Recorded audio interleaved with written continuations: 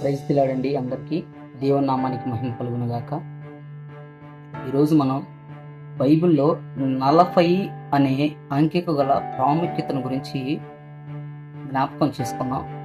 ఏంటంటే ఆదికాండంలో మొట్టమొదటిసారిగా 40 పగళ్ళు 40 రాత్రులు ప్రచండ వర్షం కురిసెను అని రాయబడింది.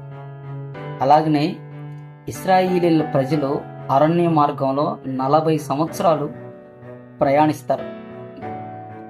అలాగనే ఏలియా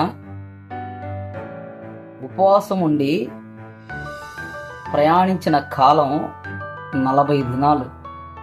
అలాగనే మోషే 40 రోజులు ఉపవాసం ఉంటాడు. అలాగనే ఇశ్రాయేలీయుల ప్రజలు కానాను వేగు చుట్టానికి వెళ్ళినప్పుడు 40 దినాలు వెళ్ళి వస్తారు చూసి. అలాగనే యేసుక్రీస్తు ప్రభు 40 దినాలు ఉపవాసం ఉంటాడు. అలాగనే యేసుక్రీస్తు ప్రభు వారు మరణించి తిరిగి లేచిన తర్వాత భూమి మీద 40 దినాలు అందరికీ కనపడుచు తిరుగుచు వారిని బలపరచుచుండెను. యేసుక్రీస్తు ప్రభు వారు ఆ తర్వాత పరలోకానికి వెళ్ళిపోతారు.